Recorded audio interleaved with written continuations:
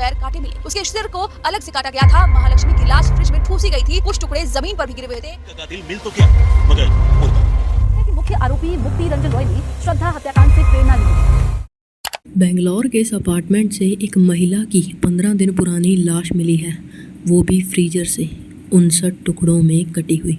बात है 21 सितंबर की, जब इस अपार्टमेंट में रहने वाले आस पड़ोस के लोगों ने ये चीज़ नोटिस की कि इस बंद पड़े अपार्टमेंट से काफ़ी अजीब सी बदबू आ रही है। जिसके बाद उन्होंने बिना वक्त गवाए इस बात की जानकारी बेंगलोर पुलिस को दी। और जैसे ही पुलिस ने आकर इस अपार्टमेंट का दरवाज़ा तोड़ा तो उन्हें फर्श पर कई सारे मांस के टुकड़े बिखरे पड़े मिले। और जैसे ही उन्होंने रसोई में रखे हुए फ्रीज़र को खोला तो उसमें उन्हें एक इंसानी लाश कई सारे टुकड़ों में कटी हुई मिली, जो देख वहाँ खड़ा हर एक व्यक्ति हैरान था।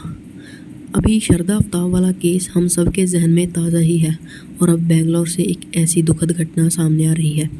तो खैर, जैसे ही पुलिस ने थोड़ा इन्वेस्टिगेट किया तो उन्हें पता चला कि मरने वाली महिला का नाम महालक्ष्मी था, जो कि 29 साल की थी और मूल रूप से एक नेपाली थी और वो बेंगलोर के ही एक मॉल में जॉब किया करती थी।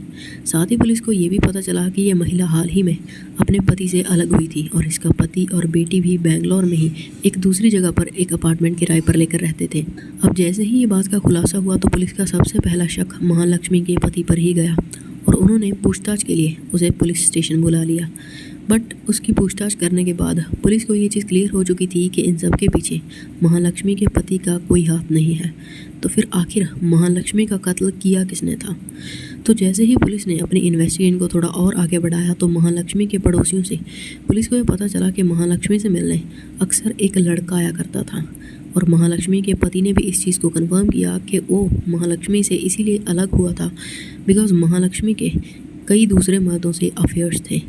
और जब उसके मना करने पर भी महालक्ष्मी नहीं सुधरी तो वो अपनी बेटी को लेकर महालक्ष्मी से अलग हो गया। अब जैसे ही पुलिस को ये सारी जानकारी मिली तो उन्होंने महालक्ष्मी के कॉल डिटेल्स को खंगालना शुरू किया कि अगर उसका कहीं अफेयर रहा होगा तो ज़रूर उस इंसान का नंबर उसके कॉल डिटेल्स में ज़रूर दिखेगा। एंड ऐसा ही हुआ भी। पुलिस को महालक्ष्मी के कॉल डिटेल्स में एक नंबर मिला। ये नंबर था मुक्ति रंजन रॉय नाम के एक आदमी का, जो कि मूल रूप से उड़ीसा का रहने वाला था और ये भी उसी मॉल में जॉब किया करता था जहां महालक्ष्मी करती थी। और जब पुलिस इस मुक्ति रंजन को ढूंढते हुए उसके अपार्टमेंट में गई तो उन्हें पता चला कि मुक्ति रंजन तो पिछले काफ़ी दिनों से गायब था और उसके अपार्टमेंट पर ताला लगा हुआ था, जिससे पुलिस को ये श्योर हो गया कि कहीं ना कहीं इस मुक्ति रंजन का ही हाथ है महालक्ष्मी के कत्ल में। जिसके बाद पुलिस की कई सारी टीमें उसे ढूंढने में लग गई। मुक्ति रंजन मूल रूप से उड़ीसा का रहने वाला था तो पुलिस की कई सारी टीमें उसे ढूंढने के लिए उड़ीसा उसके घर में भी गई।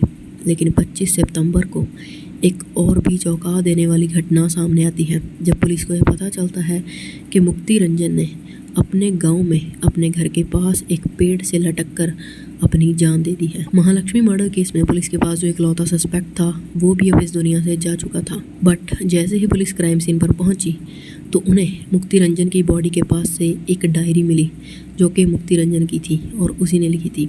और उस डायरी ने इस केस के सारे पत्तों को खोल कर रख दिया। इस डायरी में मुक्ति रंजन ने इस चीज़ को कन्फेस किया था कि हाँ, महालक्ष्मी का कत्ल उसी ने किया था और साथ ही उसने ये भी बताया था कि इन सब के पीछे आखिर वजह क्या थी। तो कहानी दरअसल ये थी कि मुक्ति रंजन का महालक्ष्मी से अफेयर था और मुक्ति रंजन महालक्ष्मी से काफ़ी प्यार भी करता था और इसीलिए वो अपनी सारी तनख्वाह उसी पर खर्च कर दिया करता था। बट महालक्ष्मी कहीं ना कहीं उसे बहुत ही अजीब तरीके से ट्रीट किया करती थी। उसके सारे पैसे भी ले लेती थी और ऊपर से उससे लड़ाई झगड़ा भी करती रहती। और उनके ये लड़ाई झगड़े कई बार तो इतने ज़्यादा बढ़ गए कि महालक्ष्मी ने मुक्ति रंजन पर केस करके उसे जेल तक पहुंचा दिया था। लेकिन जेल से छूटने के बाद भी इनका यह अफेयर चालू रहा। अब मुक्ति रंजन ने उस दिन की घटना के बारे में लिखा था जिस दिन उसने महालक्ष्मी का कत्ल किया। दरअसल उस दिन भी उनके बीच में अचानक से बहुत बड़ा झगड़ा हो गया था और मुक्ति रंजन की माने तो महालक्ष्मी एक बड़ा सा चाकू लेकर आई थी उसे मारने के लिए। और इसी बीच अपनी जान को बचाने के लिए मुक्ति रंजन ने महालक्ष्मी का गला दबा दिया और उसे ये ख्याल ही नहीं रहा कि उसके ऐसा करने से उसकी मौत हो जाएगी। और वैसा ही हुआ भी। मुक्ति रंजन के हाथों महालक्ष्मी मारी गई और अब मुक्ति रंजन को समझ नहीं आ रहा था कि वो क्या करे। वो महालक्ष्मी से प्यार करता था लेकिन उसे समझ नहीं आया कि उसने आखिर क्यों उसे अपने ही हाथों से मार डाला। लेकिन अब मुक्ति रंजन किसी भी हालत में पकड़ा नहीं जाना चाहता था, इसीलिए उसने सोचा कि वो महालक्ष्मी की बॉडी को कई सारे टुकड़ों में काट कर धीरे धीरे करके डिस्पोज ऑफ कर देगा। उसने महालक्ष्मी की बॉडी को कई सारे टुकड़ों में काट तो दिया, लेकिन उसे डिस्पोज ऑफ नहीं कर पाया और उससे पहले ही इस कत्ल का खुलासा हो गया। और मुक्ति रंजन को पता था कि पुलिस एक न एक दिन उस तक पहुंच ही जाएगी, इसीलिए वो वापस अपने गांव उड़ीसा भाग गया और यहाँ आकर उसने अपनी माँ को सब कुछ बता दिया कि उसी ने महालक्ष्मी का कत्ल किया है और उसके बाद उसने अपनी भी जान दे दी। सो ये था पूरा सच बेंगलोर के महालक्ष्मी मर्डर केस का। महालक्ष्मी के अफेयर्स ने ना सिर्फ उसके पति और उसकी बेटी की ज़िंदगी ख़राब की, बल्कि उससे भी उसकी ज़िंदगी छीन ली।